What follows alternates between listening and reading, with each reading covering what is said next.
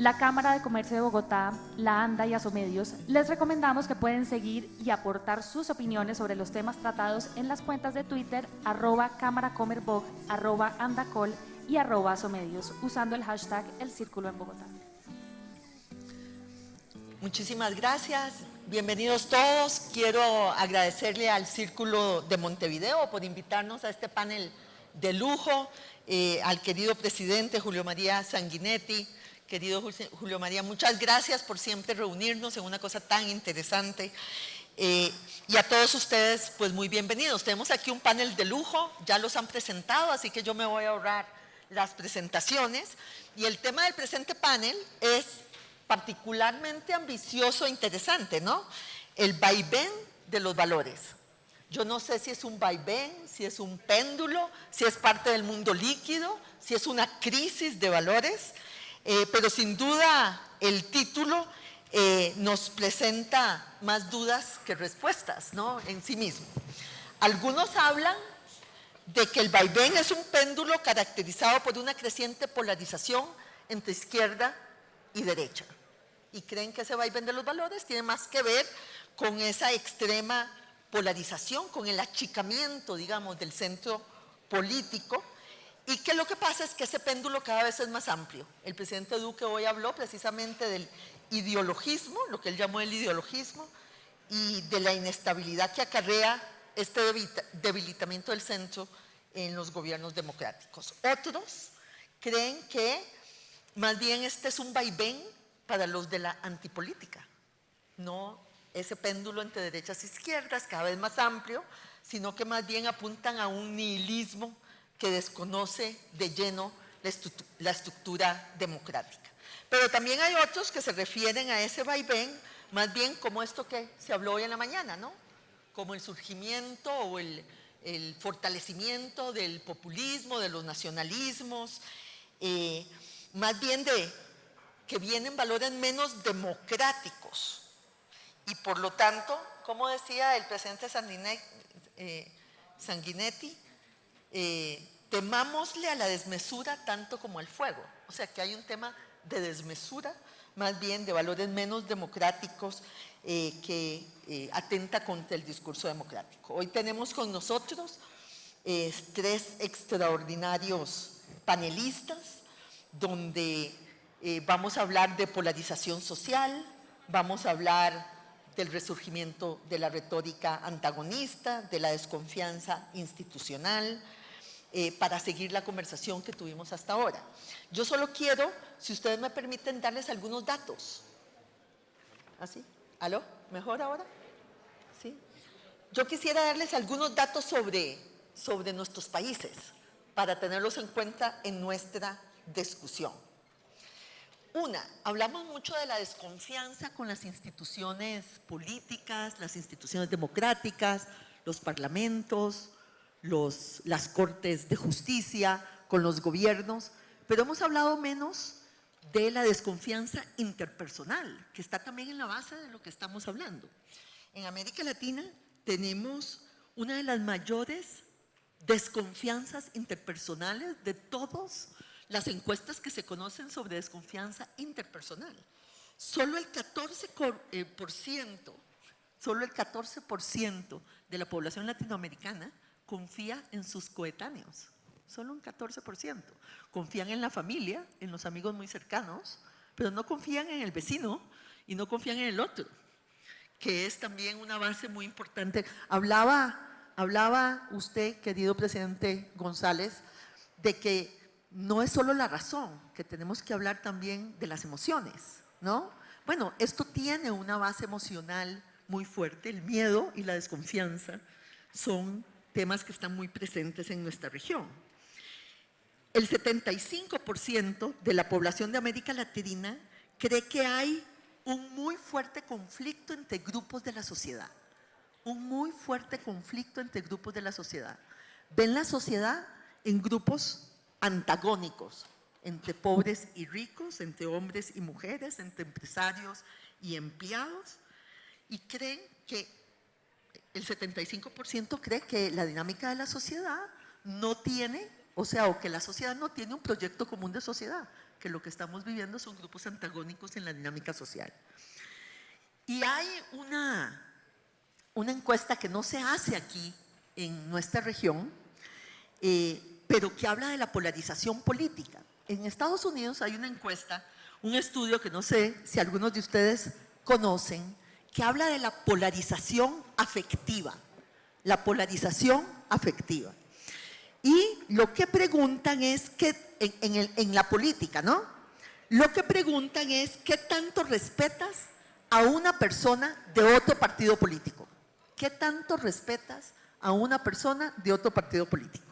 En Estados Unidos, entre 1980 y el 2012, no estoy tomando ni siquiera lo último que hemos conocido de la época de Trump, esa confianza, ese respeto hacia el otro, de otro partido político, ha bajado más de 20 puntos, del 50% al 30%. Nada más 1 de cada 3 tiene algún respeto por el adversario político. Y por supuesto esto no tengo ninguna duda de que empeoró después del 2016. Entonces, yo creo que si nos preguntamos aquí también en la audiencia, ¿cuánto respetamos a nuestros adversarios políticos o cuánto fue la última vez que hablamos con el que piensa distinto a nosotros y no terminamos en una pelea o terminamos realmente aprendiendo de ese diálogo? Podríamos también nosotros contestar este tema de la polarización afectiva. Y por supuesto está todo el tema de la desconfianza institucional. Yo recuerdo, y aquí que está Martín conmigo, que cuando sacamos en el PNUD el estudio sobre la democracia, hablábamos de la insatisfacción en la democracia. La insatisfacción en la democracia. Hoy en día hablamos también de la insatisfacción con la democracia, no solo en la democracia, sino con la democracia.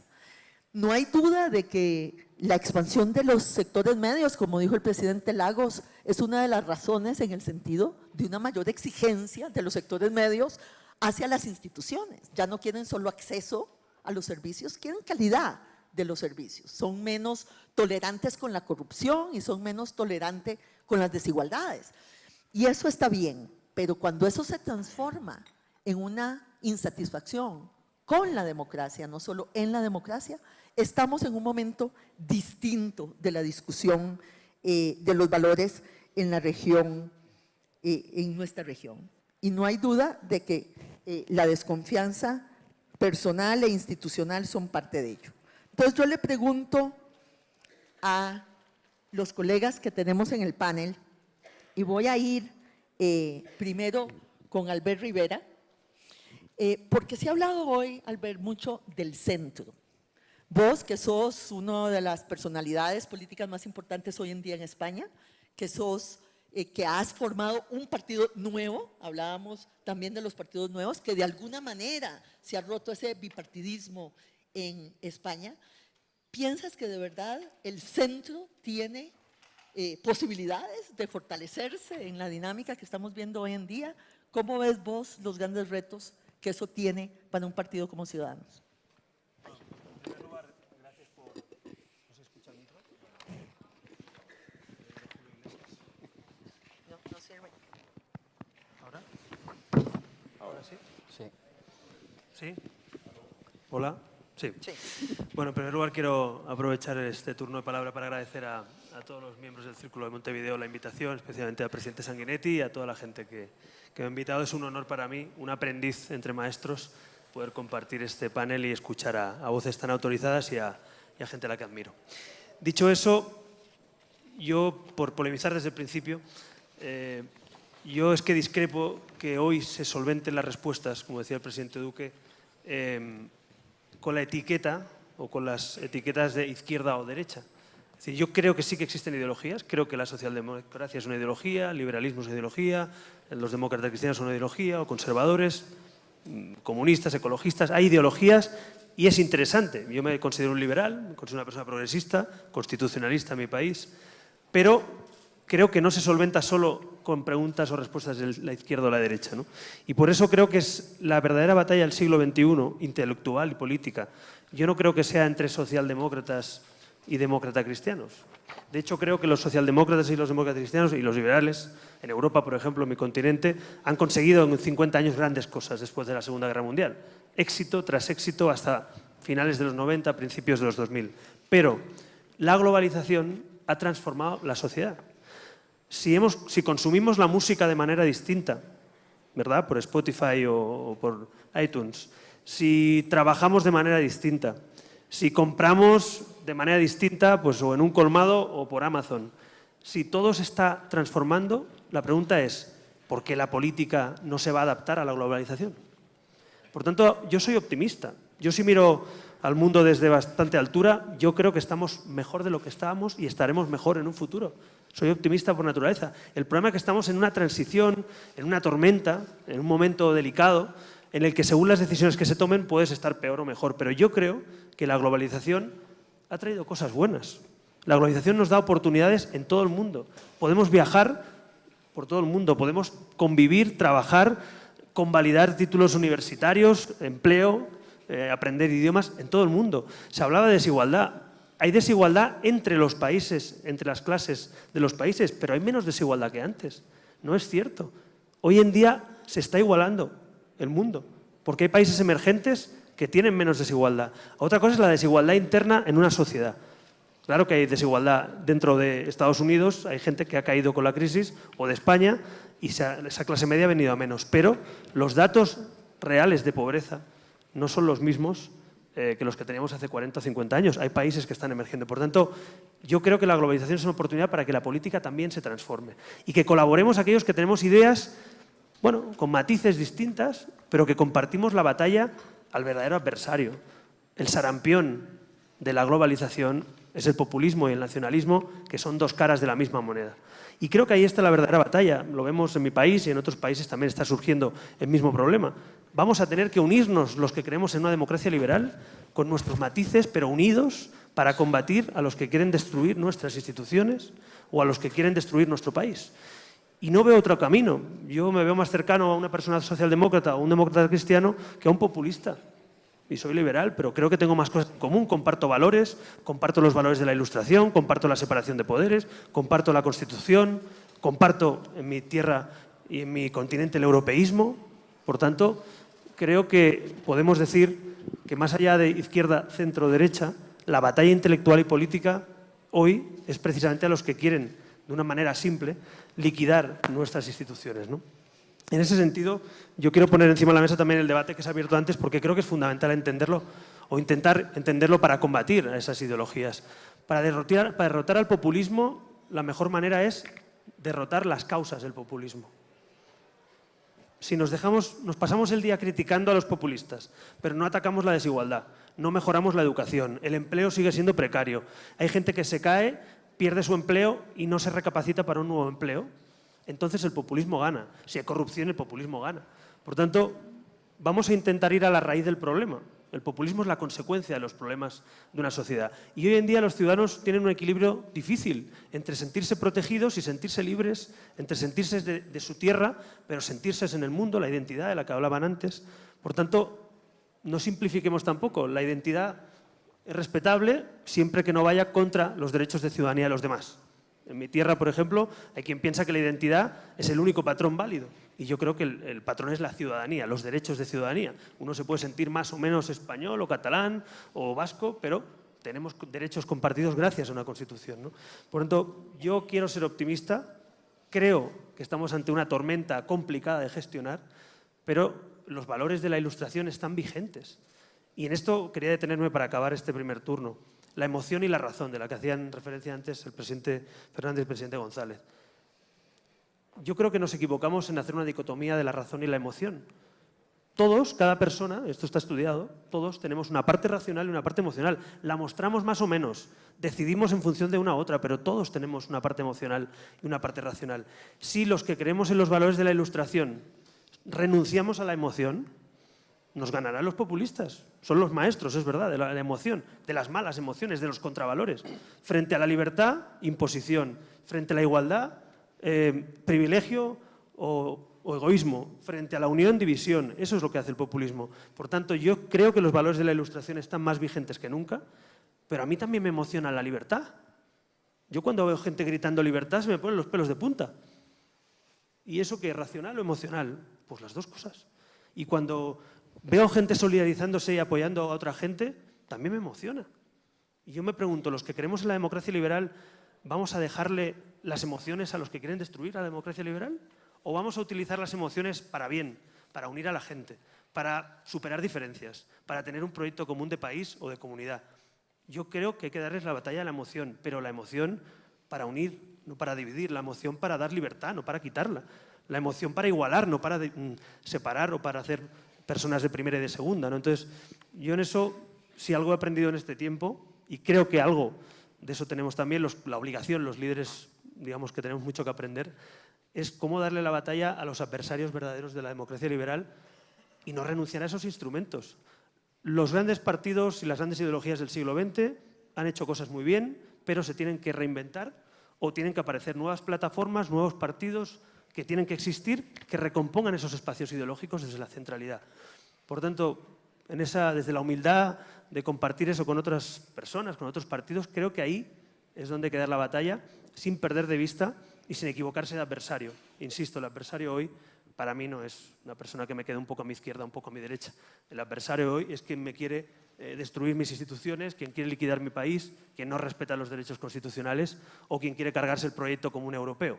Por tanto, esa es la batalla intelectual y creo que Macron, el debate entre Macron y Le Pen, a mi juicio, ese segundo debate, esa segunda vuelta, en el que hay un careo entre ellos, ese debate para mí representa la batalla intelectual entre los valores de la Ilustración y los populismos. Si ustedes ven 20-30 minutos de ese debate, verán un debate intelectual y político entre dos figuras antagónicas que representan dos modelos antagónicos para Europa. Y yo, desde luego, me quedo mucho más con los valores que defendía el presidente Macron que no con los que defendía la presidenta Le Pen. Mil gracias.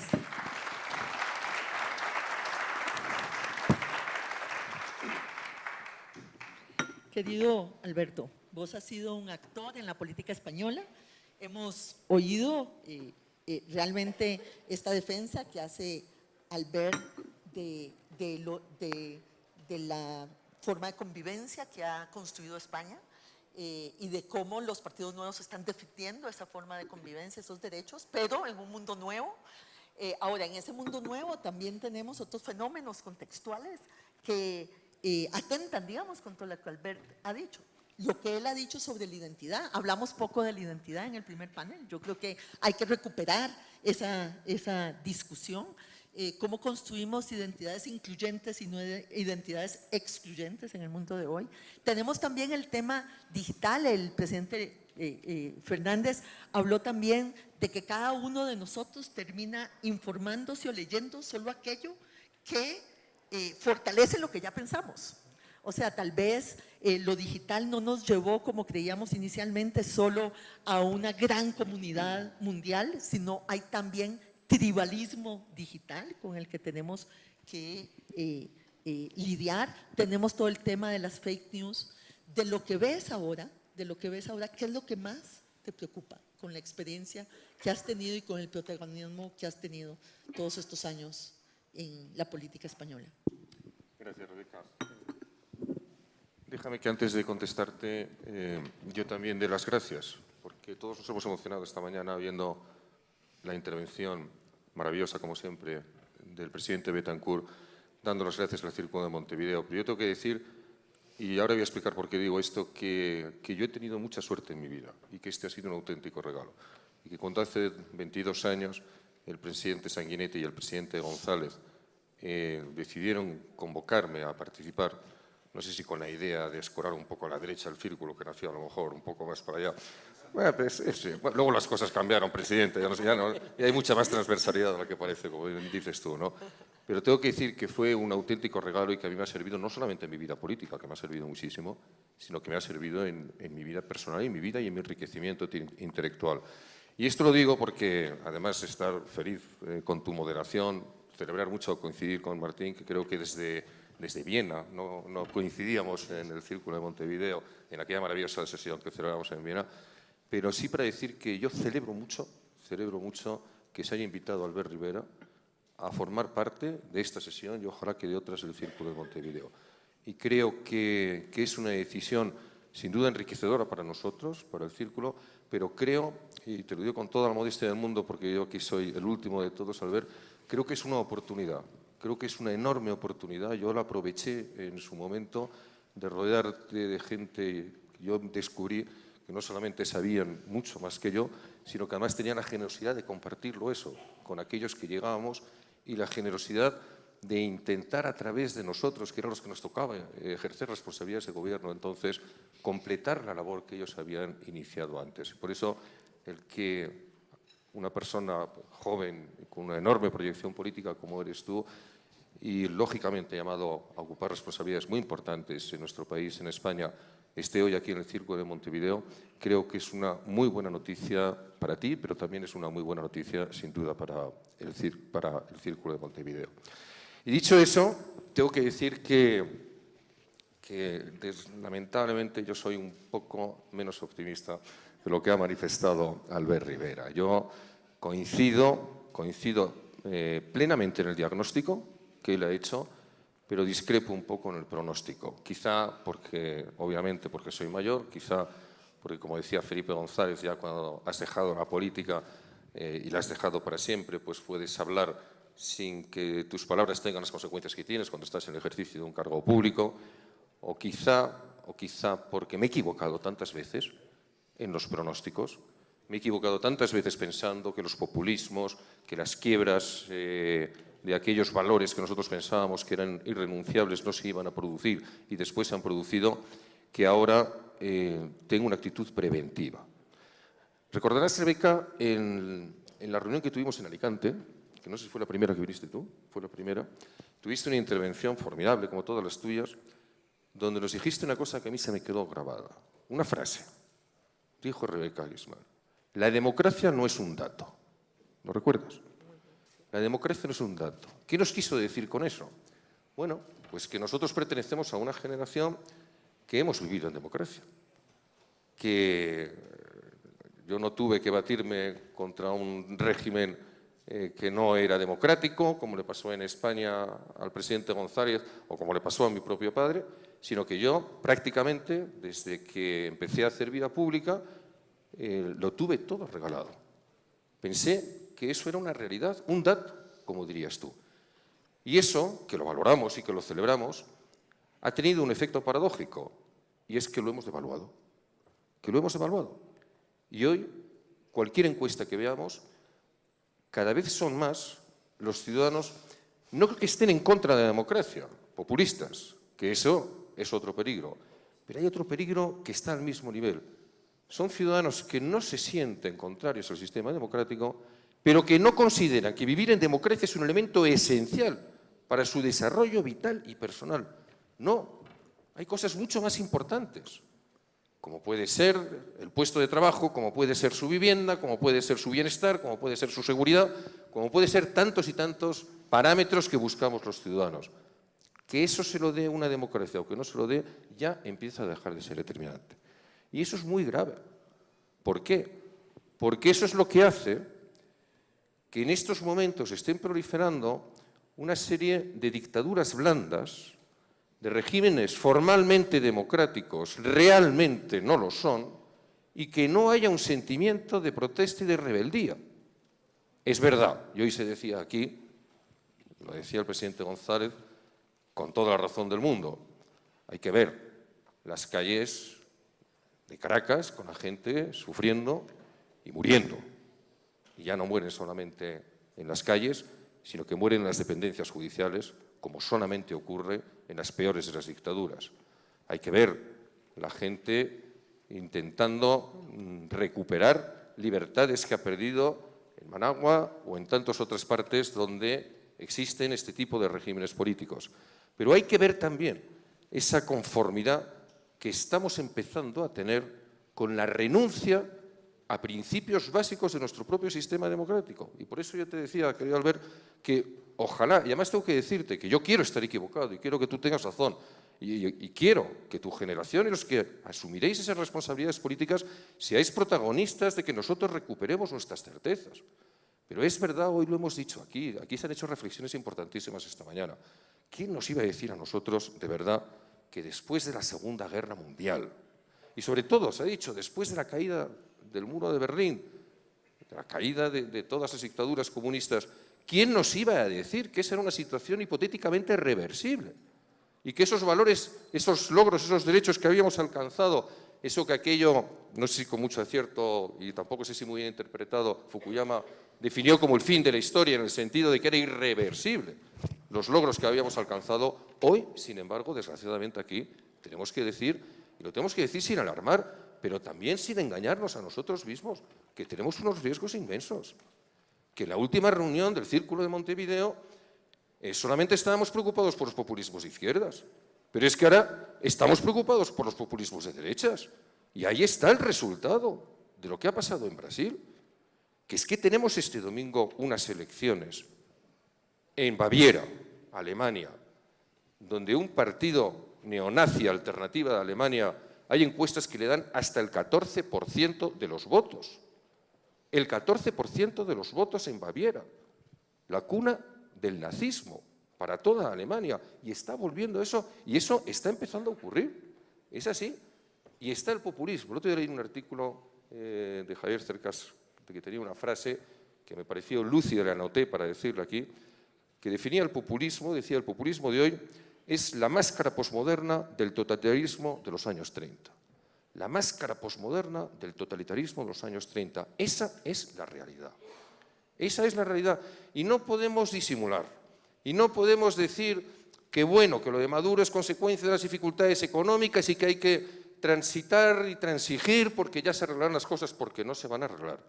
Y no podemos pensar que cuando se hacen discursos después de los años que han pasado de la Segunda Guerra Mundial, del Holocausto y de la Shoah, que se hacen discursos abiertamente racistas y no se hacen en círculos cerrados, sino que se manifiestan en público y se manifiestan en plena campaña electoral y no tienen consecuencias. Y se hace por líderes que después tienen posibilidades de ser elegidos y de ser mayoritarios entre su población. Estas son realidades que están ahí.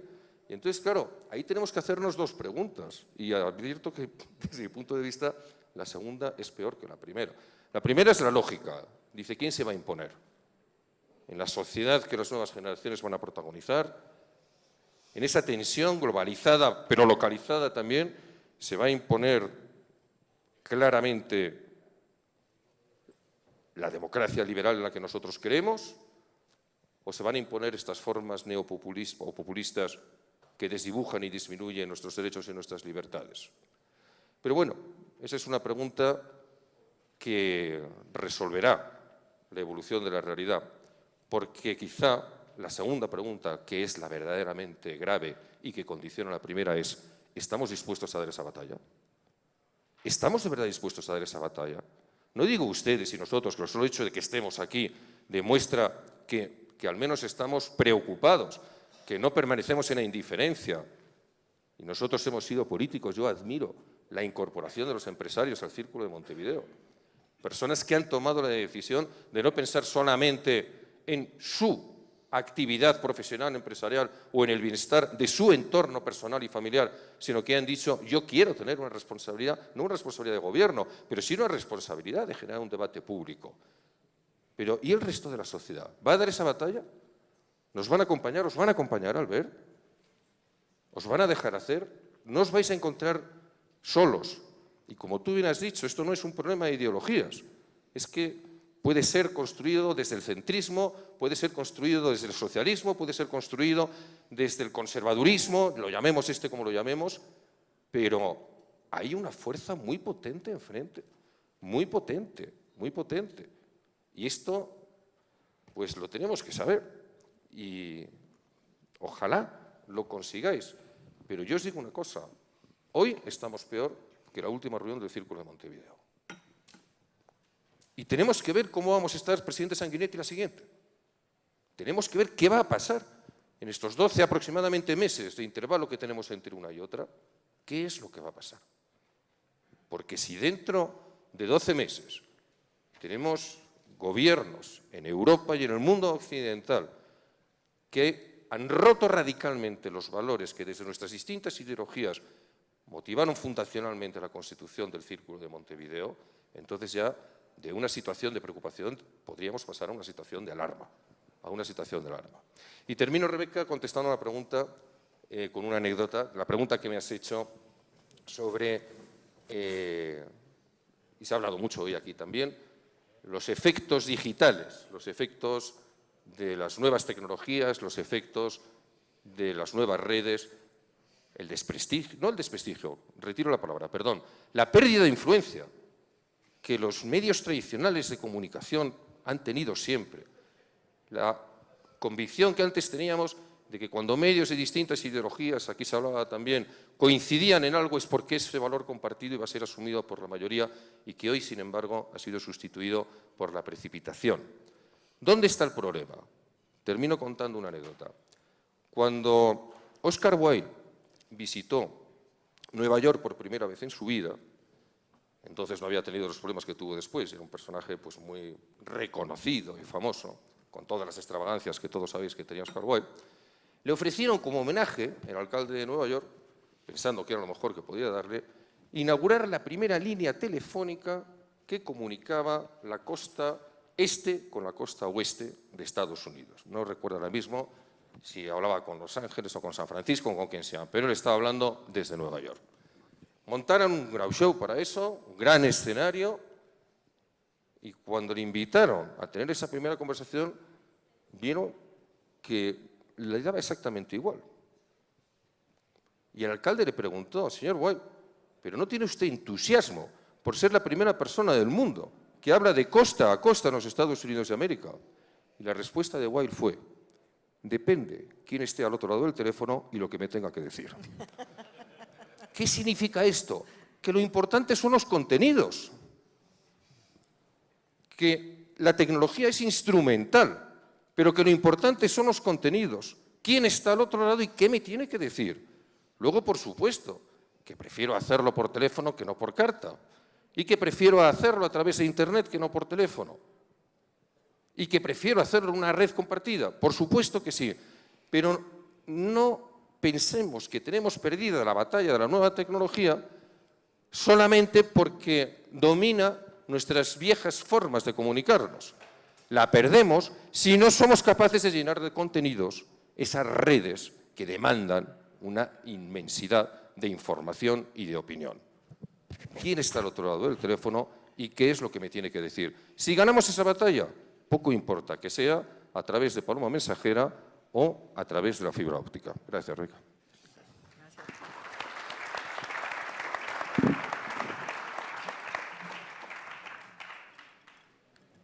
Yo quiero provocar aquí un poco el debate y ahorita voy a vos, Martín, con todo el tema internacional, pero con lo que has dicho, porque yo estoy totalmente de acuerdo con muchas de las cosas que has dicho, pero no estamos cometiendo nosotros el mismo error, Cuando pensamos que hay una crisis del orden liberal, ¿no se trata también de que nosotros hemos sido muy pedantes en no ver al otro, en lo que el otro también está pensando, está sintiendo? ¿No es cierto que los que votan por Trump o por Bolsonaro tal vez están sintiendo que nosotros los identificamos totalmente con aquello que están votando? ¿No los estamos también nosotros obligando a ellos a una reflectividad en su identidad de la que no pueden salir? Porque los consideramos como parte de aquello que tenemos que combatir, es como combatirlos a ellos contra nosotros, sin nosotros hacer el esfuerzo de ver qué es lo que está motivando esa reacción.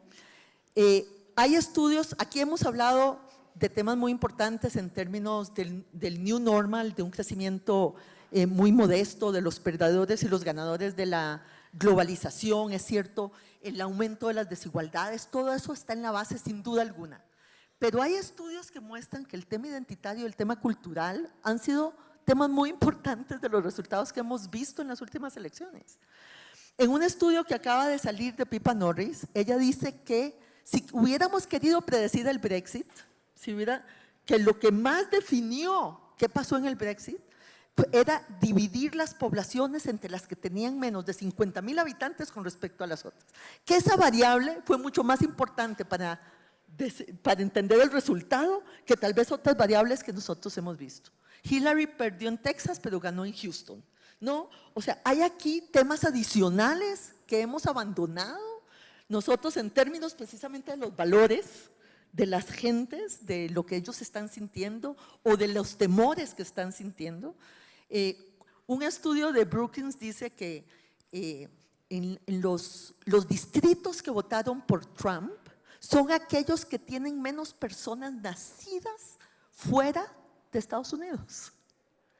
Los distritos que votaron por Trump son aquellas que tienen menos personas nacidas en el otro lado. Aquello de no poder tener espacios de interacción, espacios de conocimiento mutuo, la segmentación de la sociedad, tanto geográfica como esa polarización política, ¿no está eso reproduciendo aquello que nosotros queremos evitar? ¿Cómo hacemos para hacer esos puentes? ¿No? Y vuelvo un poco, porque los dos hablaron de eso, pero también en eso tenemos que pensar.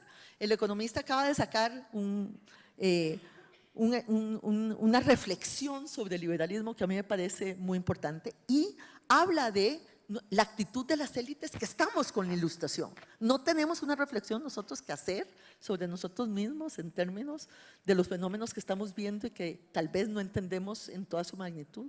Albert. Sí. Sí. Bueno, yo acababa con esa parte de la emoción y la razón un poco por ahí, ¿no? Es decir, cómo conectar con muchos ciudadanos sin juzgar, sin juzgar. Si ha votado un 46% por un señor de extrema derecha en unas elecciones, en una primera vuelta en Brasil, o si Trump ha ganado en un país de inmigrantes como es Estados Unidos, o si Le Pen sacó el 30 y tantos %, o si en mi país Podemos sacó el 21%, o si Syriza ganó en Grecia. Es decir, hay dos formas de abordarlo. Despreciarlo, despreciar a la gente que vota eso, o pensar qué ha pasado para que la gente llegue a votar eso y qué ofertas no ha tenido o qué relación no ha tenido con otras formaciones o con otras ofertas para que vote eso. Entonces yo creo que me quedo muy grabado un día estamos en el grupo de los liberaldemócratas en Europa y hicimos una reunión antes de un Consejo Europeo y invitan a algunos partidos también que no somos miembros, pero estamos ahí. Y fue el día después del Brexit. Y vino un miembro de los Lib Dem ingleses, que son pro-europeos, y claro, el hombre venía, imagínense, ¿no? O sea, va a una reunión de sus colegas europeos después de dejar de ser miembro de la Unión Europea por la decisión del pueblo británico, ¿no? Y hizo una reflexión que me pareció maravillosa. Tomó la palabra, todo el mundo era casi como un entierro aquello, porque era muy doloroso para todos los que queremos en Europa, pero para él era un drama. Tomó la palabra y nos dijo, bueno, yo ya no formo parte de este club. Es lamentable, mi partido ha sido el más proactivo, el voto más pro-europeo fue el de los Lib Dem en aquella elección, en aquel referéndum. Dice, pero les digo una cosa, por favor, no le cedamos la autocrítica a los que quieren destruir Europa. La autocrítica la tenemos que hacer los que amamos Europa. Es decir, si les cedes a los que quieren liquidar algo la crítica y les dejas que tengan parte de razón y tú te pones a la defensiva diciendo que todo va bien y que estás equivocado, puedes acabar perdiendo la batalla. Y es una reflexión que a mí me marcó mucho y desde entonces, siempre lo he pensado, pero los que creemos en la Unión Europea, los que creemos en la colaboración en Iberoamérica, los que creemos en esos valores de la Ilustración, nos tenemos que preguntar también por qué nos quitan la merienda o por qué pueden llegar a ganar partidos con planteamientos o discursos como esos. Entonces, el ser humano, creo que conectar más con esa parte humana y no juzgar al que está votando una cosa u otra, sino seducirle con razón y con emoción, seducirle con esperanza y no con miedo. La batalla que hay hoy es entre miedo y esperanza. Esperanza en pensar que podemos ganarles o miedo a la globalización, a la pérdida de identidad, a la pérdida del empleo, a la pérdida de mi casa, a los extranjeros. Entonces, esa es la batalla. Y el miedo es un motor muy potente, pero os digo una cosa, la esperanza, si la juegas bien, es más potente. Lo que pasa es que hay que tener una estrategia. Y yo pongo encima de la mesa otro debate. ¿Cómo a los que gobiernan o a los que nos toque gobernar un día, cómo gestionamos una batalla global sin instrumentos globales? Es decir, el empleo. Van a desaparecer millones de puestos de trabajo. Hablaba el presidente Lagos antes de eso. Van a llegar nuevos empleos. Pero esa batalla, esa transición, o nos ponemos los países, incluso de acuerdo entre varios países, a hacer esa recapacitación, a que la gente tenga nuevas oportunidades, a decirle a un taxista a la cara que seguramente va a desaparecer su puesto de trabajo. La obligación de un líder político, a mi juicio, no es mentirle, no es decirle al taxista no te preocupes, que van a haber taxis siempre. Es como decir a un mecanógrafo, no te preocupes, que van a haber máquinas de escribir siempre. No, no, la obligación de un líder político es decirle la verdad. Mi obligación es tener un sistema de educación y de recapacitación para que tú puedas buscar otro empleo y te sientas protegido. Esos son los debates que tenemos que abordar desde la política. Y es verdad, haciendo autocrítica desde dentro de la política, y los que sí estamos en activo, la autocrítica es, nos dedicamos a batallas muy pequeñas, cuando estas son las grandes batallas. Y yo cuando escuchaba al presidente Sanguinetti hablar de inteligencia artificial, pues yo me quito el sombrero de una persona como usted, que ha sido presidente de un país que ya tiene alguna cana y se está preocupando del futuro. Está usted hablando aquí de inteligencia artificial y no lo estamos haciendo en el Parlamento donde yo soy diputado. Bueno, pues es una reflexión, una autocrítica que debemos hacer. Los grandes desafíos que vienen son apasionantes, creo que tienen solución, pero necesita un coraje, necesita una valentía, necesita una voluntad de acuerdo con quien piensa distinto incluso. Y en eso, bueno, ese es el reto. Yo entiendo lo que dice Alberto, es muy difícil, tiene razón. Pero la pregunta es, ¿nos queda otra? ¿O nos vamos a poner tapados para que nos pase el tsunami populista por encima, o el nacionalismo, o este tipo de políticas? Yo creo que hay que dar la batalla. No sé si la ganaremos, pero que seamos conscientes de que hay que darla, creo que ya es un paso, ¿no?, que es lo que estamos haciendo aquí. Esta mañana, para contestar a tu pregunta, se ha hecho una distinción, a mi juicio absolutamente necesaria, entre liderazgo y caudillismo. Pero hay que decir una cosa aunque nos duela. Si admitimos que hay líderes y caudillos, tenemos que reconocer que los líderes no están ejerciendo el liderazgo y que, sin embargo, los caudillos sí. Además de ser caudillos, están ejerciendo el liderazgo. ¿Por qué ocurre todo eso que tú has descrito, Rebeca? Porque nos falta liderazgo democrático. Porque quien ejerce el liderazgo en la sociedad ahora mismo son los populistas, los que se atreven a salir a decir sus cosas, sus pensamientos, sus perversiones, son directamente ellos. Y el liderazgo democrático, y tengo que decir que me ha encantado oírte hablar con esa convicción, Albert, nosotros no sé si lo estamos ejerciendo con la misma contundencia y con la misma convicción. Andrea Ardisi dice que si miras las ideas socialdemócratas, las ideas liberales y las ideas conservadoras, es lo que más se puede parecer a un tanatorio.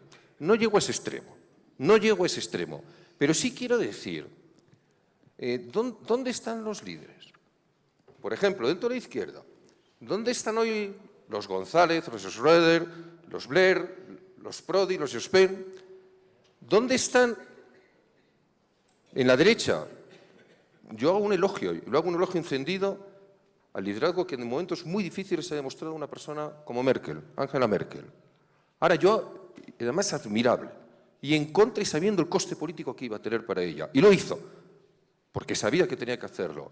Pero yo me pregunto, ¿de verdad veis vosotros, dentro de la Alemania actual, una sucesión, no digo de Angela Merkel, sino de ese discurso de esa derecha democrática? En el centro político del mundo liberal han surgido, sin duda ninguna, voces nuevas y voces muy atractivas.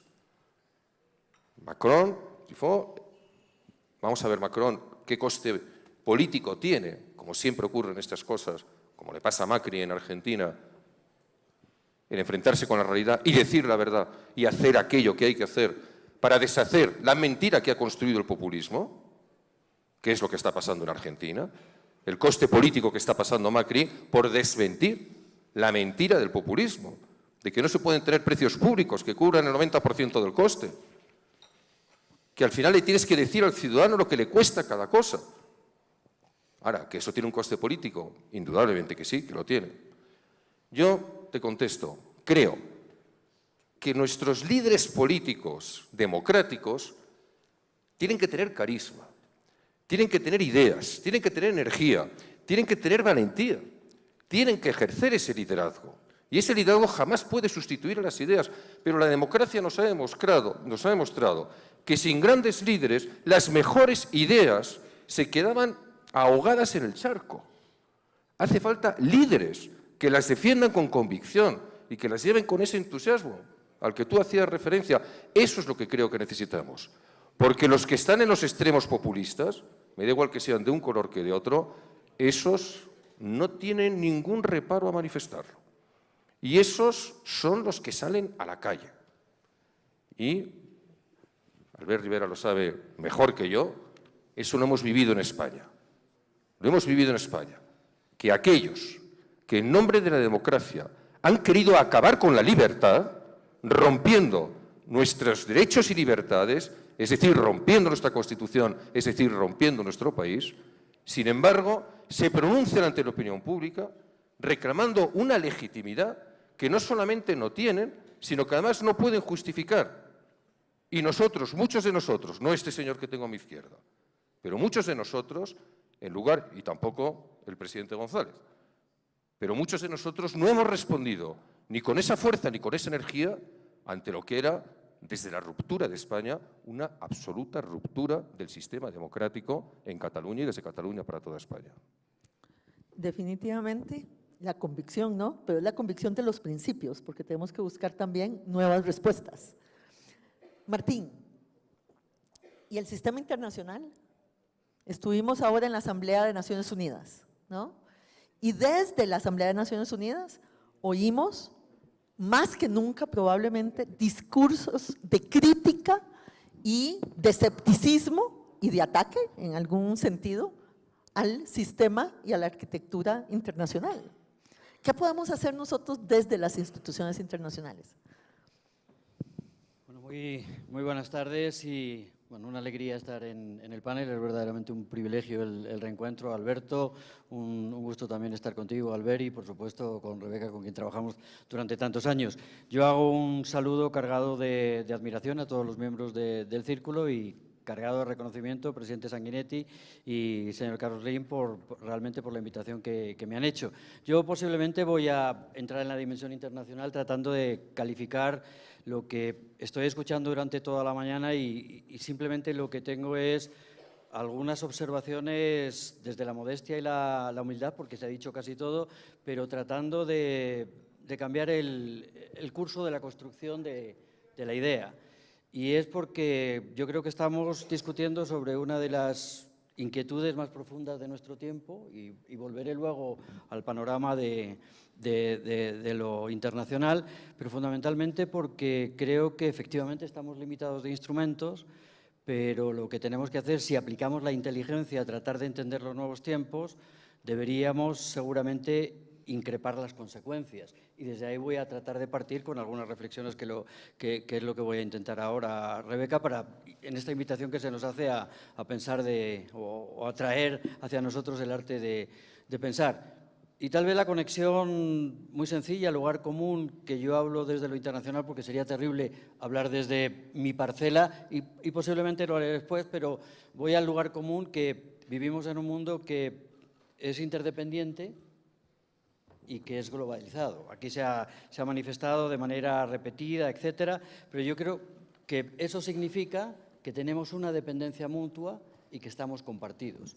Y cuando empezamos a aplicarle la tasa de aceleración sobre el cambio y la transformación, de la que esta mañana nos han estado hablando y efectivamente está sucediendo así, vemos que estamos en un cambio de era y aplico también la lógica posiblemente de las relaciones internacionales que se aplican también a lo individual, que sería tratar de entender cuáles son las asimetrías, cuáles son realmente las complejidades de este nuevo fenómeno y sobre todo tratar de entender, si lo vemos desde el punto de vista de la política, de cómo se gobierna esta nueva era. Eso para mí es una pregunta esencial. Y obviamente, si esto es así, y voy a lo que tú decías al comienzo, pues estamos en una sociedad líquida.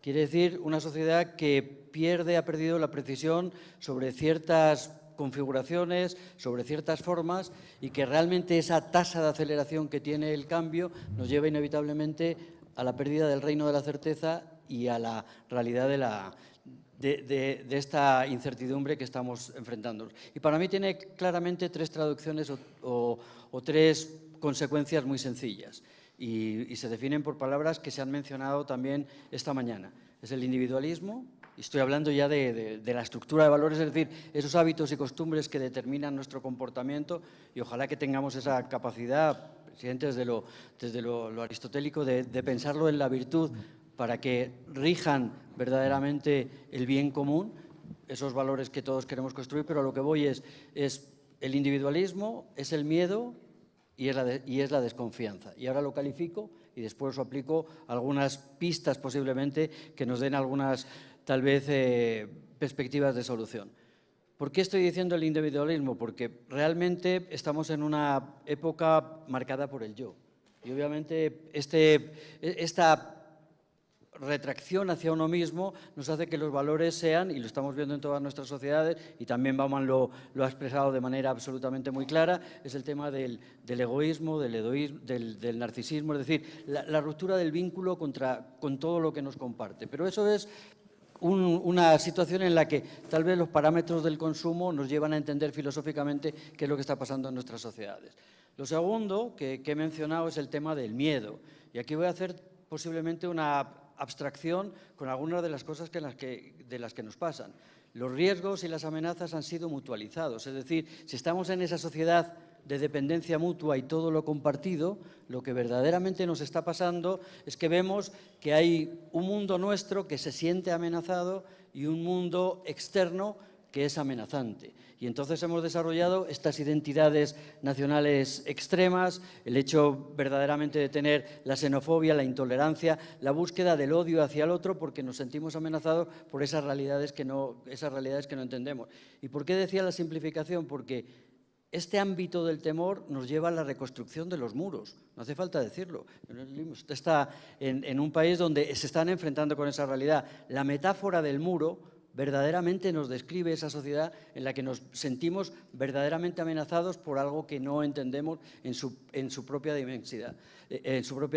Y el tercero, yo hablaba, y esto es Rosambalón y lo podemos hablar, hablaba del tema de la desilusión, el desencanto que tenemos.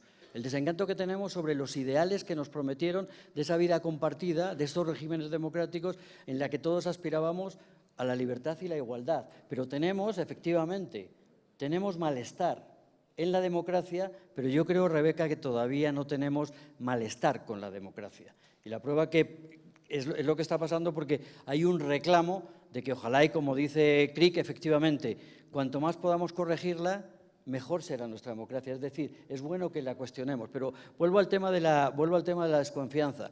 Para mí hay un hecho absolutamente fundamental que creo que no se ha considerado suficientemente y luego cuando veamos las pistas podamos entenderlo. Estas democracias asediadas por desigualdad, para nosotros, tienen verdaderamente un problema muy, muy serio y muy grave porque es la ruptura del vínculo.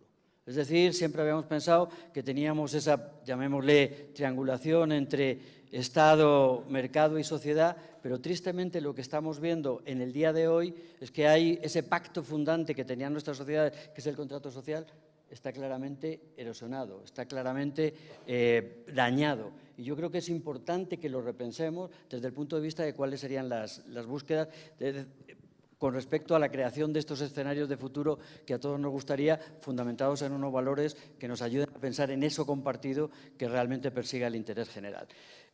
Concluyo tal vez con posiblemente dos parámetros completamente distintos desde el punto de vista de lo que serían los regímenes y las categorías inmanentes, que yo creo que no deberían ser discutibles. Lo que tratamos es, y deberíamos pensar en perfeccionarlas. Aquí se ha hablado mucho de la recuperación de la política, pero la política, Felipe se ha ido, pero la política está vacía de contenido. Él nos lo ha estado continuamente recordando durante muchos de estos encuentros del Círculo de Montego. Es decir, es una política que ya no representa ni da respuestas a las demandas de los ciudadanos. Es una política que está verdaderamente asediada por la corrupción y el clientelismo, y es una política además que ha perdido el nexo, la ligación de la representatividad entre aquellos que pensábamos que eran los elegidos que nos representábamos y aquellos que nos sentíamos como viendo en la democracia esa aspiración de ciudadanía. Pero, de nuevo, la política para mí es un parámetro que habría que recuperar, pero la política necesita un correlato, y no hemos hablado suficientemente de eso, que es el Estado.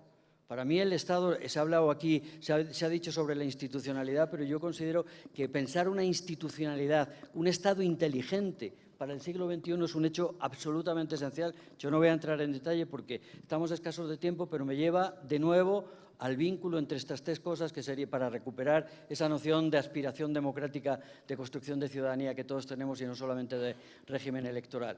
Es necesario recuperar la política con un Estado verdaderamente efectivo que permita tener una institucionalidad, pero fundamentalmente que ese Estado reconstruya ese nexo absolutamente fundamental con el mercado. Y lo que tenemos es una economía que de la misma manera, y tal como lo hemos estado viendo, tenemos una economía que no responde para mí para la cuestión máxima, que es una economía para las personas. Es decir, una economía en la que el bien público sea una cuestión donde esa reconstrucción del vínculo, que hablábamos del contrato social, lo que nos dé es unas ciertas garantías de protección, nos dé unas oportunidades razonables, aquí se ha hablado de la destrucción del empleo y tienen que buscar esas soluciones del empleo, tengamos unos mecanismos de redistribución que sean absolutamente importantes, pero para mí lo más trascendental de todo es que verdaderamente responda a los intereses de las personas.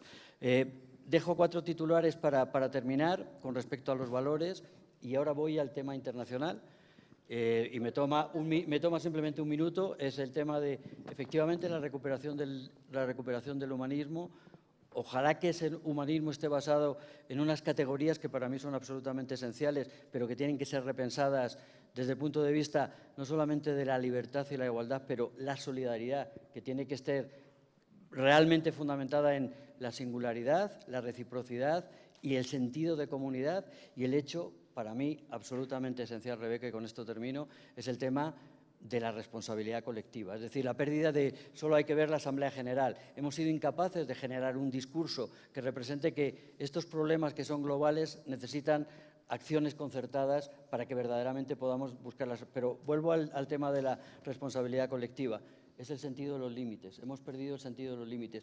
El límite armonioso con el planeta, el límite armonioso con los demás, aquí se ha expresado de muchas formas y fundamentalmente, y lo que me parece más importante, el límite claro que tenemos que tener con respecto a las aspiraciones y a los derechos de las futuras generaciones. La solidaridad intergeneracional me parece que es el elemento esencial de esta agenda de sostenibilidad que queremos para el siglo XXI.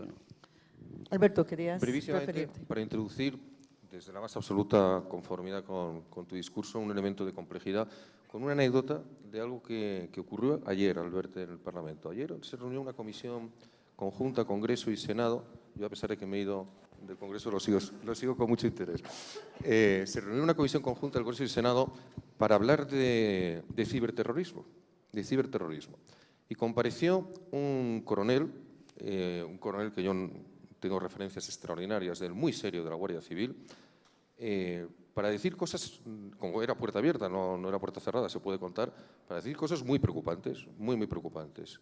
Dijo que había un riesgo crítico de un ataque ciberterrorista en España y en Europa, que se esperaban acciones de gran impacto y que los efectos podían ser impredecibles. Eso es para alarmar a la población. Bueno, en ese momento los diputados, lógicamente, no sé quién lo hizo, de qué partido, le preguntaron, bueno, en la línea de lo que tú decías, pero ¿el Estado nos garantizará una defensa efectiva frente a los ataques ciberterroristas? Respuesta del coronel, señor diputado, el Estado solamente controla el 20% de las infraestructuras. El 80% de las infraestructuras están en manos del sector privado.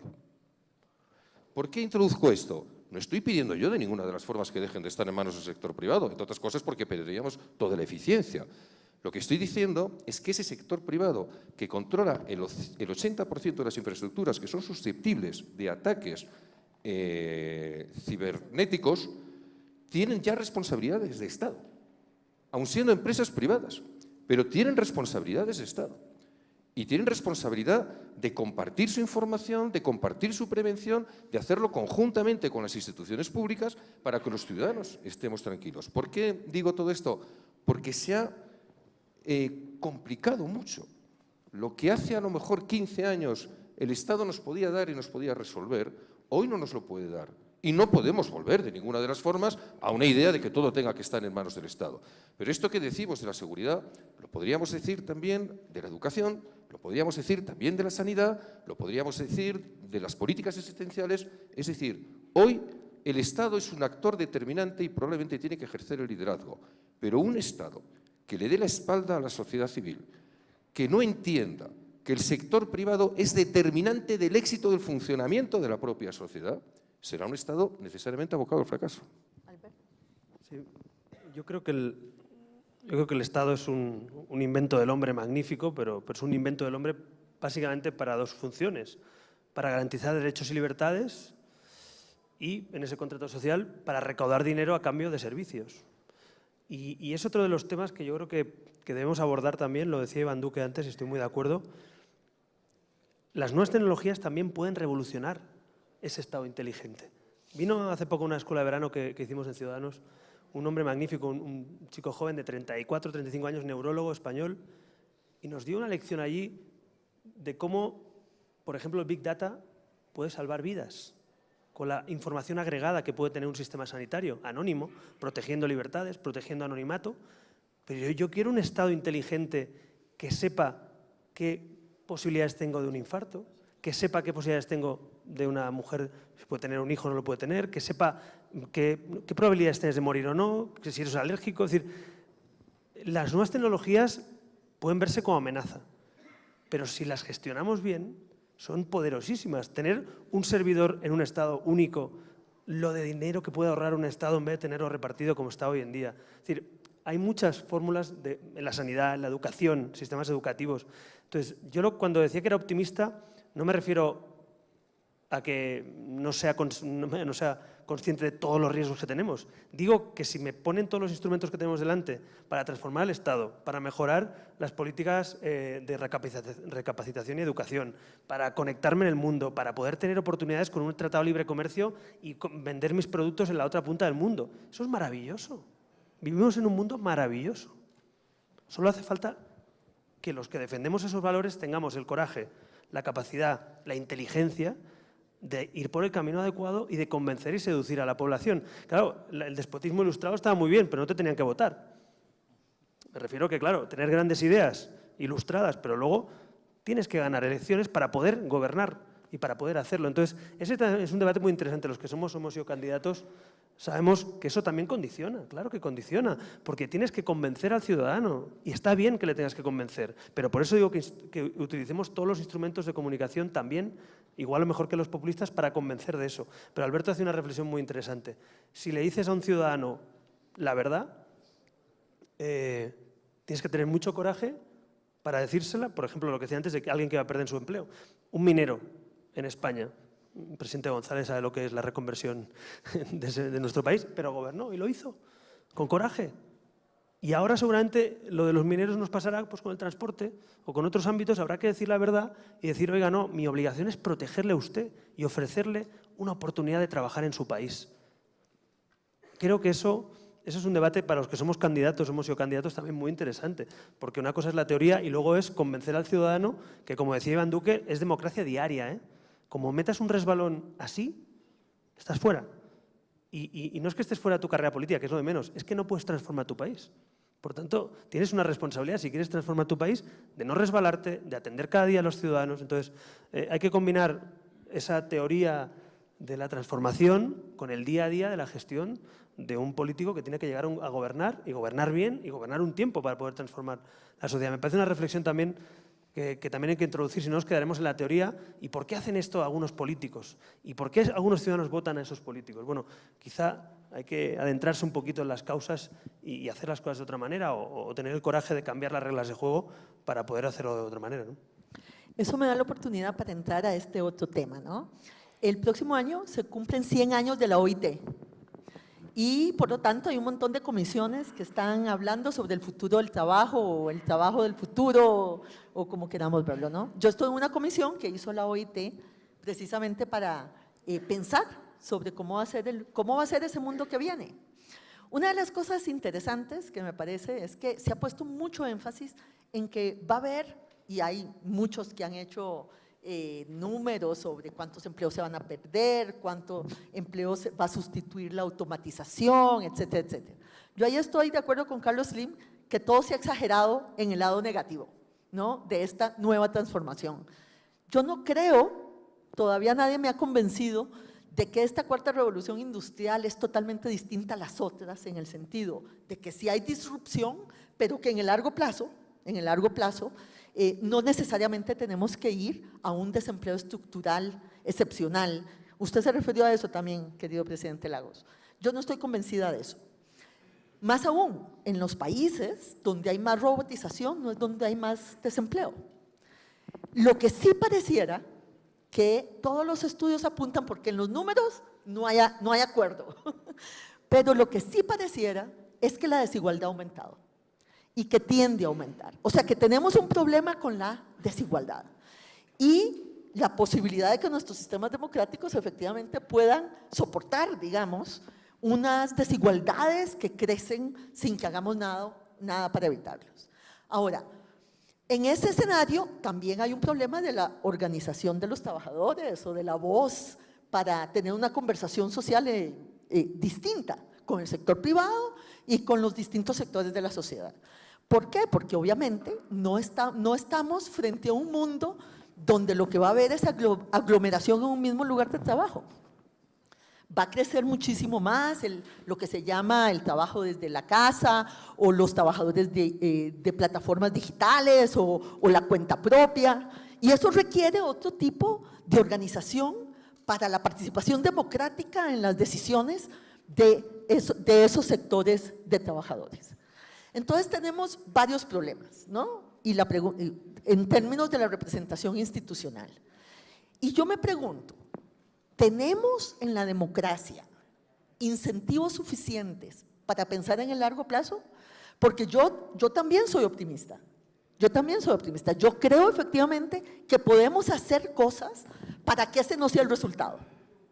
O sea, que no es una condena de la revolución industrial que terminemos en un lugar peor, que sí podemos hacer cosas para bajar las desigualdades, para tener organizaciones distintas, pero también creo que eso requiere de visiones de largo plazo en la sociedad.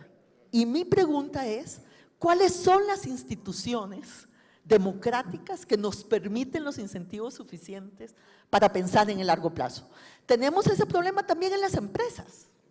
Muchas veces pensamos que las acciones, digamos, los accionistas de las empresas iban a ser el factor que balanceara el corto plazo con el largo plazo, que iban a tener una visión de largo plazo para esa compañía. Bueno, pero con la venta y la compra y venta de acciones en el muy corto plazo, pues no necesariamente tampoco tenemos en las empresas abiertas la posibilidad de decir, tenemos un sistema institucional de incentivos para el largo plazo.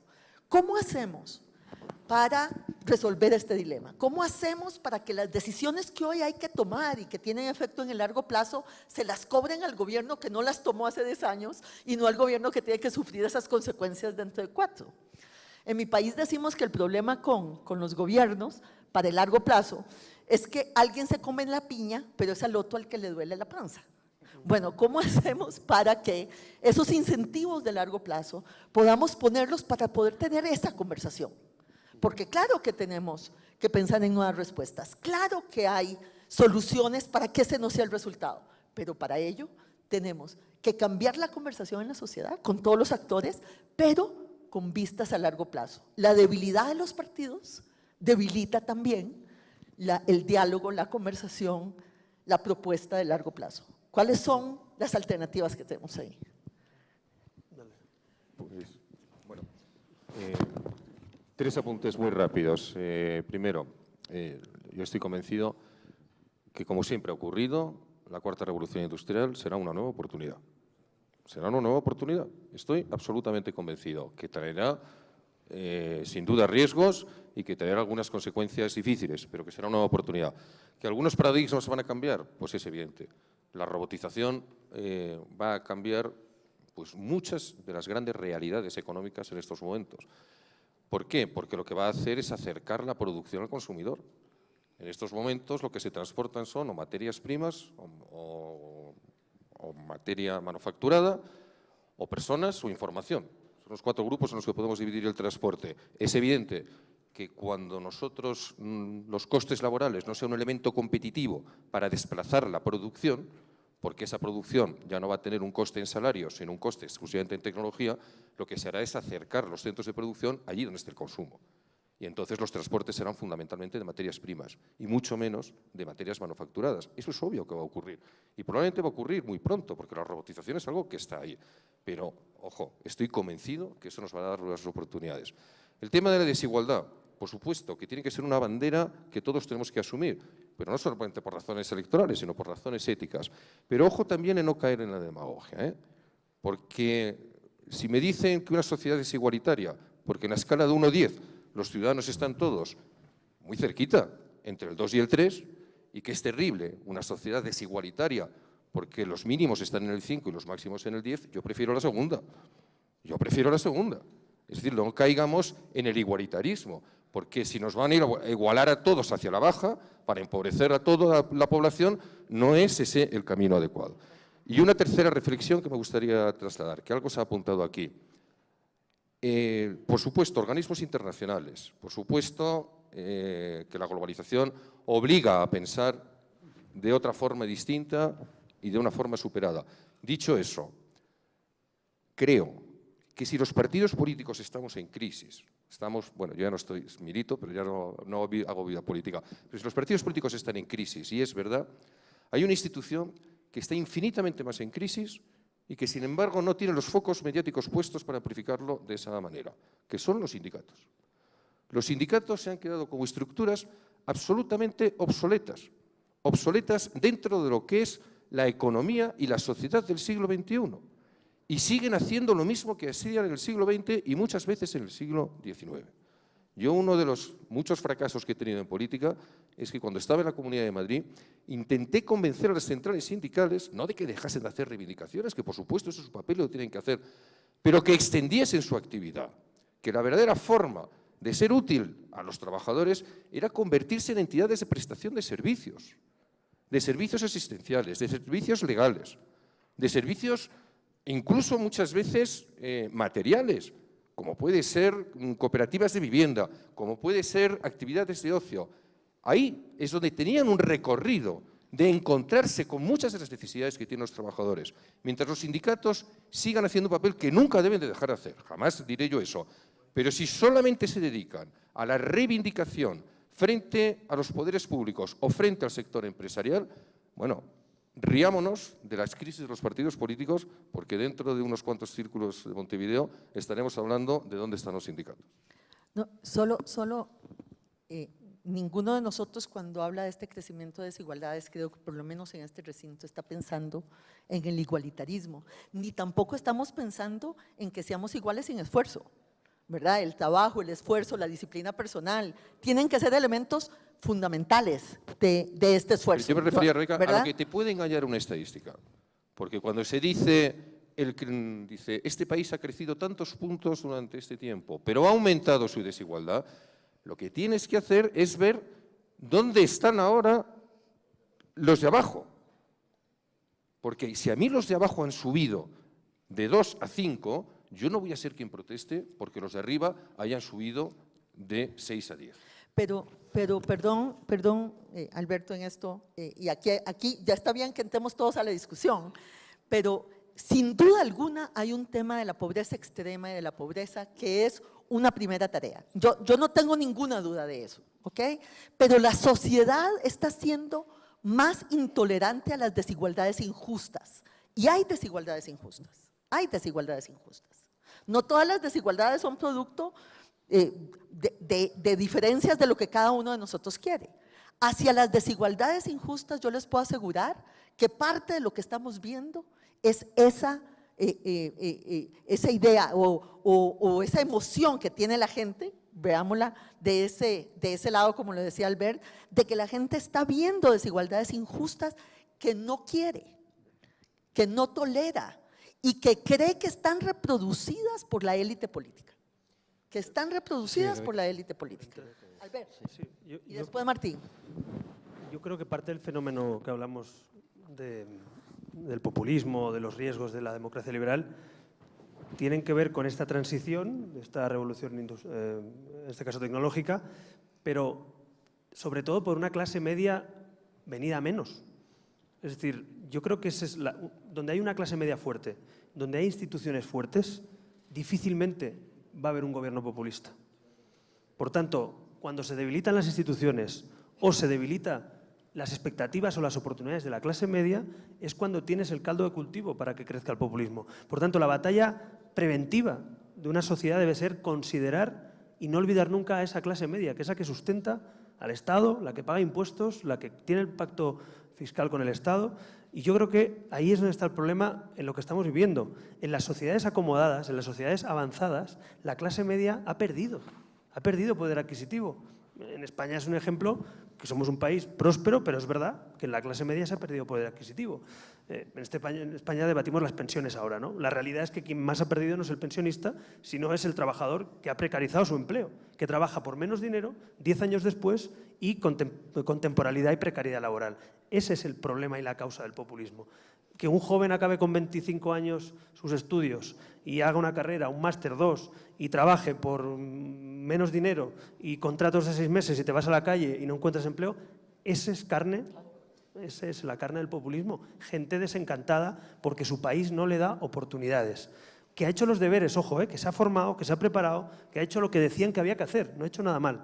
O un empresario que ha tenido que cerrar por la crisis y que no ha hecho nada mal, simplemente le ha pasado por encima. Entonces, creo que hay que atender más a esas clases medias, que a veces son la gallina de los huevos de oro en un país, se olvidan, y ahí está el caldo del populismo. Los votantes de Trump no dejan de ser clase media venida menos, y cualquier país, y lo vemos en Francia ha pasado y en España de alguna manera ha pasado. Yo quiero recordar, por ejemplo, que 1 millón de votantes que votaron a Rajoy en 2012, en 2015 votaron a Podemos. Fijaos hasta qué punto hablamos de ideologías. Votaron a Rajoy y 1 millón se pasaron a Podemos. Se han vuelto locos, se han pasado a la extrema izquierda. No es un problema de extrema izquierda o de derechas o conservadores. Es que a lo mejor han perdido su empleo, a lo mejor trabajan por menos dinero, a lo mejor les han mosqueado la corrupción, a lo mejor han perdido su casa, a lo mejor han tenido que cerrar su negocio. Es decir, por eso digo que es más complejo que el análisis ideológico de izquierdas o derechas, que no tiene que ver en todo esto, ¿no? Y finalmente una reflexión también de la inmediatez. El profesor Marina, que es un pedagogo español, hace una reflexión un día sobre la inmediatez de la educación. Decía, antes estudiábamos, y yo me puedo incluir todavía entre esos, nos decían, tienes que estudiar hoy para encontrar un trabajo de aquí 20 años. O sea, estás estudiando con 5 o 6 añitos y la motivación es que tienes que estudiar, tienes que hacer los deberes porque tienes que tener un porvenir y encontrar un trabajo. Y bueno, nos lo tragamos bastante, ¿no? Pero claro, dice, con las nuevas tecnologías, los chavales de hoy piensan, mi hija, que tiene 7 años, lo veo, piensa en un instante, piensa en un clic. Entonces, decirle a alguien que piensa en un instante y a una sociedad de instantes, instantánea, decirle que piensen de aquí 20 años es complejo. O sea, tenemos que hacer un trabajo de valores desde la educación para pensar que lo que haces hoy a lo mejor recupera su esfuerzo de aquí 20 años. Nos parecía normal a lo mejor antes y ahora con la inmediatez no. Y en política igual, estamos hablando ahora del debate sobre los coches autónomos, los taxis, los Uber, los Cabify. Pues aún no hay una mesa de debate de conversión de un sector, porque es la conversión de un sector del transporte, donde nadie tiene la solución absoluta, donde va a haber que tener cesiones, concesiones, negociaciones. Pues no se está abordando ese debate, por ejemplo, en España, como en otros países, por el miedo a cuántos votos va a perder quien apoye esto, quien apoye lo otro, quien castigue esto, quien castiga lo otro, si te van a montar una huelga o no te la van a montar. Entonces yo creo que el coraje político tiene que ser, en este caso, incluso jugándote perder, y sobre todo quien gobierna, porque si quien no gobierna lo tiene más complicado transformar, pero quien gobierna decir, bueno, voy a gobernar 4 años y si me echan, pues me han echado, y si no, habré intentado hacer lo que yo creo que había que hacer. Yo no he gobernado nunca, por lo tanto, en ese sentido no tengo la experiencia que tienen todos estos señores aquí delante, pero veo a algunos señores aquí delante que sí tuvieron el coraje de hacer algunas reconversiones, que sí tuvieron el coraje de transformar algunas cosas, y unos repitieron mandatos a uno. Entonces, por lo tanto, aprendamos también de cosas buenas, que a veces tenemos ese miedo de la inmediatez. A lo mejor hay que hacer más pedagogía, hay que comunicar mejor y seducir también a los ciudadanos en esa lógica, ¿no? Voy a tratar de ser muy sintético en los dos temas. El primero es la desigualdad, porque me parece un camino demasiado transitado. Efectivamente, Es un fenómeno global, en mi opinión, indiscutible, los niveles de concentración y de disparidad de distribución que estamos viendo. Y en segundo término, porque verdaderamente es una de las fuentes, yo no voy a entrar en lo que ya he dicho, pero una de las fuentes de la erosión básica de ese pacto fundacional que tenemos en nuestras sociedades, que es el contrato social y que pone en riesgo muchas de las cosas que hemos dicho. ¿Qué se puede hacer? Es obvio, y yo, Albert, discrepo un poco porque desde nuestra opinión, y ahora sí también saco un poco la mirada de lo internacional, nosotros fundamentalmente lo que tratamos de ver es dónde están esas disfuncionalidades que tienen nuestros estados o esas barreras que tenemos visibles en nuestras sociedades que niegan derechos y generan dinámicas de exclusión y de discriminación. Para nosotros es fundamental y lo que hacemos es tratar de mirar a quienes están más atrás. Es decir, tratar de focalizarnos en esa gente que efectivamente se está quedando atrás. Yo no voy a entrar en los temas macro y efectivamente vemos también que hay un problema de una pérdida notoria histórica de las rentas de trabajo con respecto a las rentas de capital. Pero eso son otras cuestiones que nos llevarían a lo macro. Yo hablo desde el punto de vista del instrumental de la política pública, que además requiere un ejercicio claro de que esto se coloque como uno de los elementos prioritarios de la agenda de Estado de nuestros países. Y evidentemente, y también lo he repetido antes, es el tema de entrar en esos matices de nuestros mecanismos de protección social, que yo creo que es un tema absolutamente fundamental, donde veamos no solamente las oportunidades relativas hacia el empleo, pero también los mecanismos del Estado de proveer en equidad y con calidad servicios sociales básicos. Es el tema de las políticas redistributivas, que no tiene pero absolutamente ninguna discusión de que tenemos que avanzar de forma distinta, incluso del ámbito de lo global. Es el tema de la educación. Y fundamentalmente, y esto lo he dejado porque lo vinculo con el segundo tema, es la gran revolución que vamos a tener en el mundo del trabajo. Es decir, tenemos que pensar en una sociedad post-trabajo. Posiblemente lo vinculo con el tema de lo que decías de esa incapacidad, esa cobardía que estamos enfrentándonos con respecto lo diría Machado, no al futuro, a lo que está por venir. Y lo que está por venir es oportunidades, pero en el corto y mediano plazo la transición no va a ser fácil. La inteligencia emocional, la robotización, la automatización van a generar unas dinámicas completamente distintas y concluyo con tres ideas tratando de ponerme en el lado del optimismo, de cómo podríamos mirar este ámbito. El primero, yo creo que lo más importante y el corto plazo, lo estamos viendo en nuestras sociedades, es un tema de regulación.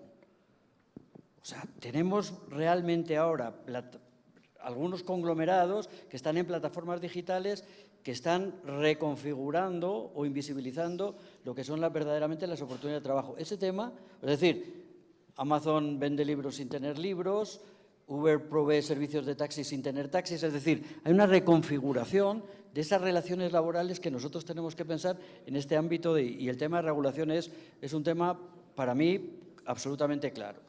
El segundo es que tenemos, si se pudiera, empezar a pensar, es el tema del liderazgo.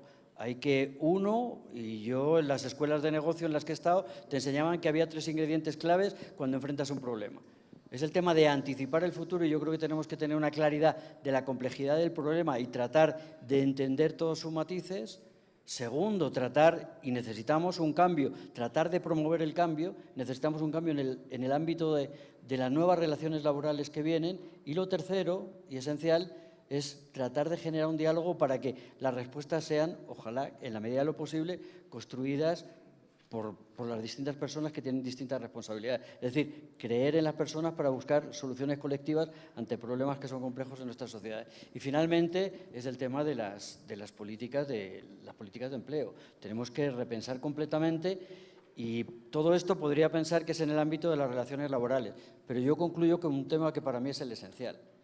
Cómo esto, y me gusta mucho que el presidente González nos haya hecho ese esbozo que se ha quedado como una conversación inacabada. ¿Cuál es el impacto? Porque esto, inevitablemente, a este mundo de nuevas relaciones laborales al que vamos, tiene un impacto social, tiene un impacto político y va a socavar algunos de los cimientos de la capacidad de administrar nuestras sociedades, que es, en definitiva, la gobernabilidad. Y va a tener serias consecuencias en el corto plazo. Voy a contar aquí, y retomando lo que dijiste de los sindicatos, lo que has dicho tú sobre la sociedad, Albert, y lo que has dicho tú, Martín, ahora. Yo vengo llegando de India, de una organización de mujeres del sector informal, las mujeres más pobres que uno puede creer. Vengo de Ahmedabad, donde está la sede del Sindicato de Mujeres Informales de la India, vendedoras ambulantes, empleadas rurales, y vi dos cosas que a mí me parece que llaman a la reflexión, pero también al optimismo. Ellas lograron hacer una organización de 2 millones de mujeres, 2 millones de mujeres, y se dan a sí mismas, esas mujeres, con ese ingreso, salud, pensión y capacidad tecnológica.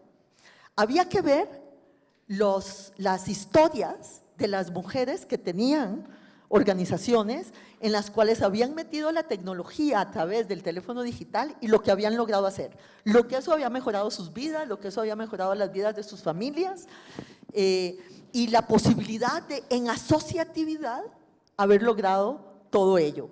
No son, en stricto sensu, un sindicato, es una organización distinta, es una organización transversal.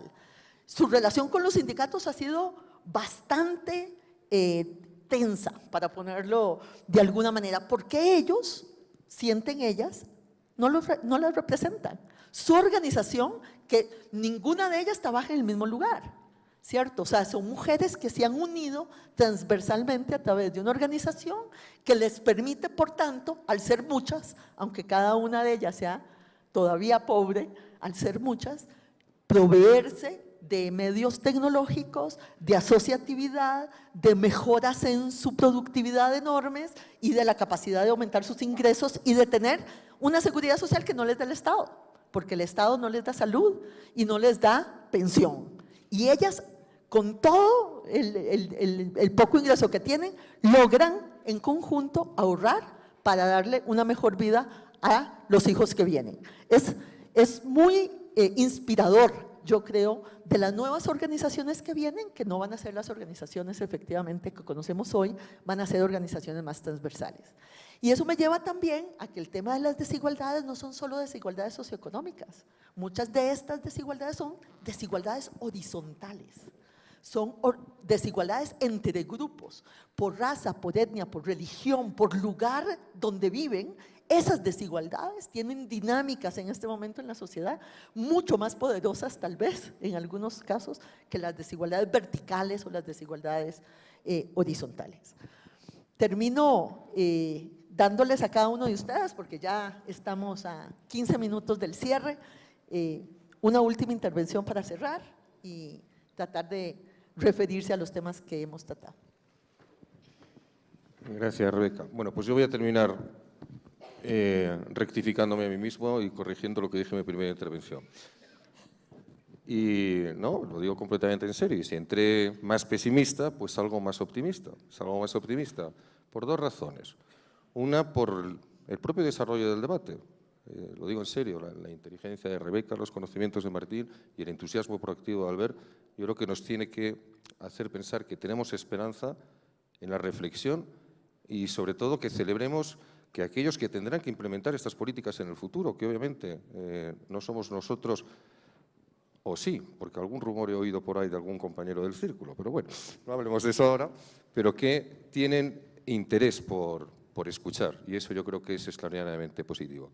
Y en segundo lugar, y con esto termino, por una reflexión que esta mañana ha sobrevolado sobre nosotros, querido presidente Lagos, hablando de la transición chilena, y que yo lo hago extensiva también a la transición española. Hay un artículo fantástico hoy en El País, el periódico de Madrid, de Ariel Dorfman, con motivo de que la semana pasada se produjo el 30 aniversario del referéndum que os devolvió la libertad a los chilenos. Ariel Dorfman, me imagino que le conoceréis, él es famoso sobre todo por una magnífica novela que escribió que se llamaba La muerte y la doncella, que como bien sabe Enrique Iglesias le robó el título al cuarteto en re menor de Schubert, y que luego se llevó al cine, pero es una persona profunda cuyas reflexiones merece hacerla. Y al final la reflexión es esa. A lo mejor a algunos les gustaría reescribir la historia y pensar que hubiese sido mejor una revolución contra aquella dictadura. Yo creo que los que pasaréis a la historia sois los que tuvisteis la inteligencia y la generosidad de, en lugar de poneros medallas de héroe, conseguir lo que habéis conseguido. Una democracia para Chile. Y lo mismo se lo digo al presidente González.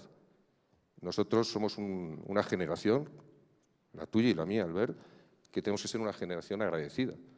Porque, como decía también al principio, nos lo dieron hecho. Y no se quisieron poner medallas. Porque, claro, las medallas te las pones cuando asaltas el Palacio de Invierno. Cuando lo que haces es llegar a las instituciones de gobierno habiendo conseguido que el 99% de la ciudadanía se sienta satisfecha con el método realizado y que encima haya sido bueno para el país, como nos ha pasado en España, presidente, pues yo creo que hay motivos para el optimismo. Creo que los que tendréis que asumir esas responsabilidades en el futuro lo tenéis difícil, que hay muchos riesgos, que hay ciertamente muchas inteligencia, voluntad y dinero detrás de aquellos que no es que quieran sustituir en el poder a quienes lo detentan ahora mismo, sino que quieren acabar con el mecanismo democrático de acceso al poder, y que eso es un riesgo importante.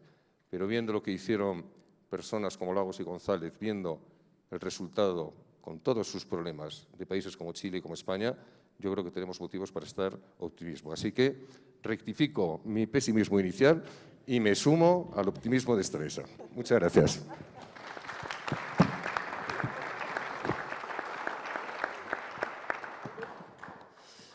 Bueno, me alegro que seamos más los optimistas, pero yo también me he impregnado un poco de tus cautelas y soy más cauteloso que en mi primera intervención. No, en serio, creo que ese equilibrio entre optimismo y ganas de transformar y de cambiar y de aprovechar las oportunidades con el realismo es absolutamente necesario. Yo no creo que el optimismo y el realismo tengan que ser opuestos, creo que son parte del éxito de poder gestionar una situación, ¿no? Dicho eso, yo creo que para darle sentido, cogiendo lo que decía Alberto Ruiz Gallardón, para darle sentido a la lucha por los valores democráticos, por nuestras constituciones, por nuestras democracias liberales que habéis hecho algunos de los presidentes y expresidentes que estáis aquí, precisamente por eso creo que en este momento tenemos la obligación de evolucionar. En España celebramos 40 años de la Constitución este año. Y yo soy un constitucionalista y creo que es la mejor constitución, no por chauvinismo, creo que es, si no la mejor, de las mejores constituciones del mundo, en lo jurídico, en lo político, en los derechos y libertades, en los derechos sociales. Es una gran constitución. Pero a pesar de eso, tenemos que estar abiertos a evolucionar y a mejorar las cosas. Por tanto, como reformista convencido, creo que todo se puede mejorar. Entonces, está bien mirar al pasado para aprender del pasado.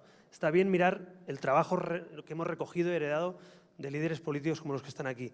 Pero la obligación nuestra, con toda humildad, es evolucionar y entender nuevas formas de gestionar la política, de llegar a los ciudadanos, comprender los problemas del siglo XXI. No son los mismos que tenían nuestros abuelos cuando iban a buscar trabajo o a montar una empresa, ¿no?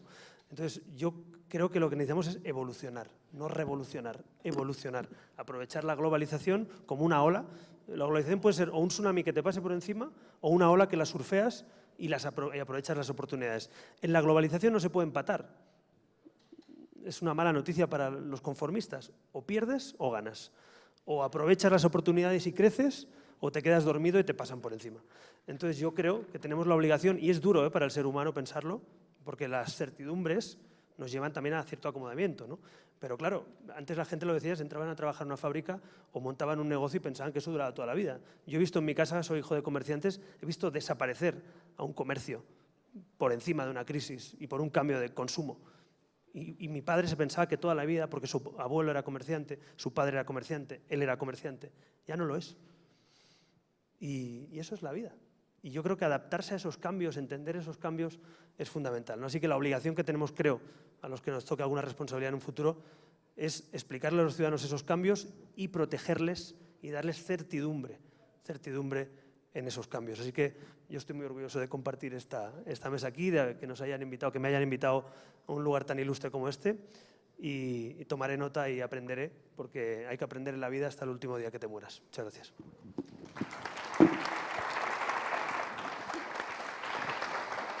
Bueno, muy brevemente, yo también termino con palabras inmensas de gratitud y además de satisfacción por todo lo que he aprendido en este ratito que hemos estado y, por supuesto, en los paneles anteriores que hemos tenido. Yo termino básicamente con 3 ideas muy sucintas. La primera es recuperar el pensamiento que usted, presidente, nos regaló esta mañana, y yo claramente me pongo en la tarea de ojalá que podamos cuidar ese jardín imperfecto que nos espera, que es el humanismo. Qué belleza terminar una cosa así, pero simplemente le pongo si me permite, 2 caracterizaciones. Una es que este arte de pensar para recuperar ese jardín imperfecto es simplemente el tratar de reconquistar la palabra, porque lo que tenemos que hacer es transitar hacia el diálogo con lo que nos decía el presidente González, a través de la pluralidad de las ideas, de la diversidad de las identidades y fundamentalmente de la aceptación de los intereses del otro. De manera que también, qué regalo más bonito, y termino con usted, presidente Belisario, termino con sus infinitivos.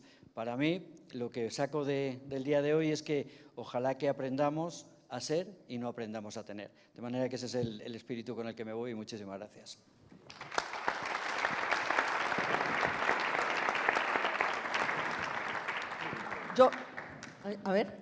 ¿Termino el panel? Yo termino con dos cosas de hoy. Primero, con lo que dijiste, o sea, que la conversación sí puede cambiar lo que pensamos cuando entramos a la conversación. Me parece que ese es un principio básico de lo que tenemos que hacer hacia adelante. Y con esta discusión entre el optimismo y el pesimismo, solo recordar a Shimon Peres, ¿no? Porque siempre hay esta discusión. Shimon Peres decía, los pesimistas y los optimistas tenemos la misma razón de ser.